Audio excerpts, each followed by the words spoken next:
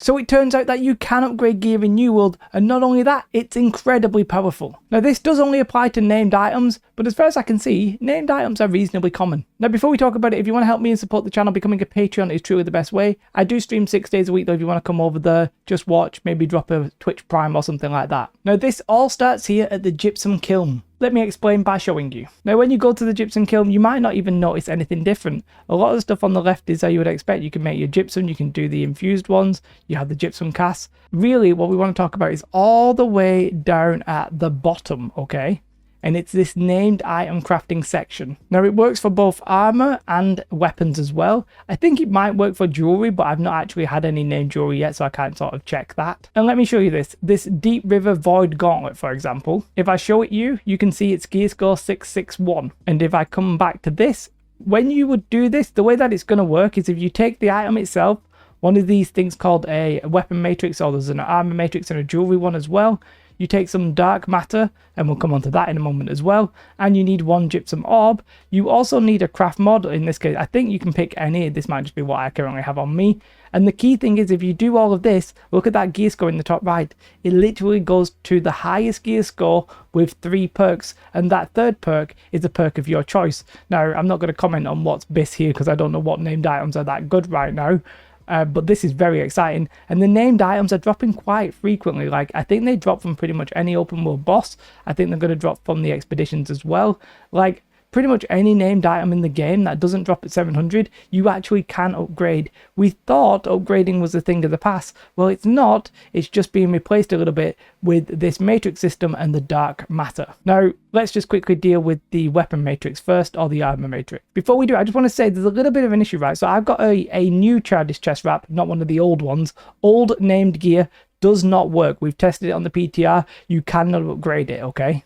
But the new Childish, it actually dropped for me at 606 gear score in its legendary form, and I can upgrade that, but I'm not sure that's necessarily intentional when you see that it says 650 there, although I'm not sure if it's relevant. I'm not sure if the gear score is even relevant. It might just be that any named item above 600 can be upgraded. But as I said, let's talk about these matrices. So the matrices themselves, they do require quite a bit of resources. This one, for example, you need an enchanted handle and you need a tempered cast. Now, this is obviously different for the armoring and the jewel crafting one, but let's have a look what we can craft here, for example. So I think the handle is somewhere else, but the tempered cast is at the forge. And the materials aren't cheap. So for this, you need 2 prismatic of each, 5 gypsum orb, and some azoth. So let's make it.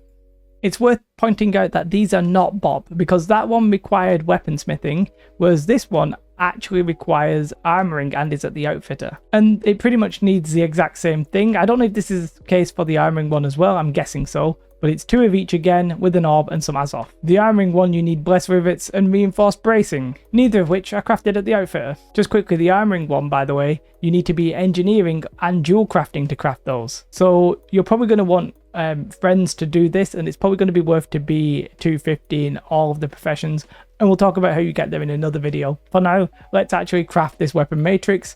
We have everything we need, we can craft it. And now we need to talk about the other thing that you might be wondering what it is, and that is dark matter. Now, somebody said to me it's funny that dark matter is red when in reality you can't, I don't think you can even see it. But where do you get this? Well, you get it from a variety of different sources, honestly. It looks like there's going to be some quests that give it. It looks like Outpost Rush give it. It looks like the Siege of Sulphur Spoils actually give it, the purple one, so you might want to hold on to them. It also looks like the Hatchery box might include it, so you might want to hold on to that as well. But one thing that does give it is salvaging legendary materials. Well, actually, apparently salvaging in general will give it, but I've only actually ever seen it drop from legendary, so I'm going to assume it's probably legendary. Now, whilst it does seem to be any legendary, if it's a named one from a dungeon, it seems to have a different salvage pool. And what I mean by that is, let's say I was to salvage that Childish thing, well, it comes from a dungeon. So instead of getting the dark matter, what I actually get is the materia. I guess matter and materia. It's sort of similar, but you use that to craft the replicas. So it needs to be legendary, non-named from a dungeon.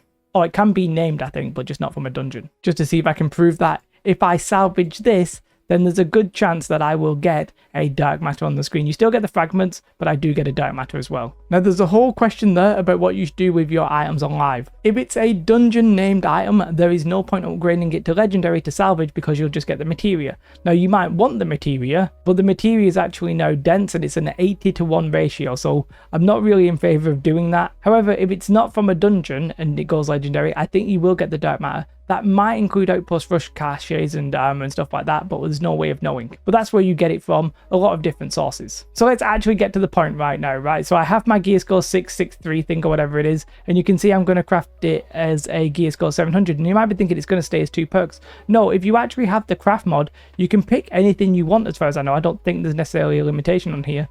So if I did want, in this case, maybe I wanted to be Mortal Lifesteal, right? I can pick that, and as long as I've got my item, I've got my weapon matrix, I've got my dark matter, and I have the gypsum orb, I will finally hit craft and it will turn legendary, gear score 700. This is huge, okay? I'm not sure if there's any limitation to what item can be apart from what I've mentioned earlier. What is worth noting is that a lot of these named items that you get in the open world, for example this one I found at 661, it's actually bind on equip. So in theory you can sell the item and maybe the materials to upgrade it. The good thing about this is obviously you know what 2 perks are on it and you set the 3rd perk. It's effectively at least cheap 1 bis perk, and if you find an item that has the 2 items you want on it, that's pretty much 3 bis perk right there. You don't have as much control because they are named items, but they're really not that expensive.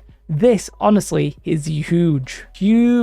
Now hopefully I have explained it, but I guess that is the important bit. You take a named item and you make it 3 perks and legendary, and it looks like it has to be gear score anything above 600, but it's hard to be sure right now. And your old name stuff does not work, so only the new stuff can be upgraded. All the old stuff is sort of safe to salvage unless you want to use the umbrals to turn it legendary, save the material to salvage it now, and then get the dark matter, which might be worth it, right? I think dark matter will be very important for the first few days. Then eventually once you do like Outpost Rush, I think Outpost Rush might give you something like 20. Eventually you'll just have more than you need. But for the first couple of days, but yeah, saving your legendaries right now and then salvaging them could be very good. So hopefully I've explained that, but there is one extra thing that's important and I can't show you on this character. Now I'm actually on a different character that's on the NA server, and what they've done just now is basically made it so you can have all the artifacts. So if you want to check the artifacts, there's now a new character thing where you can do that. But what I want to show you is that the same gypsum kiln, you basically can scroll down,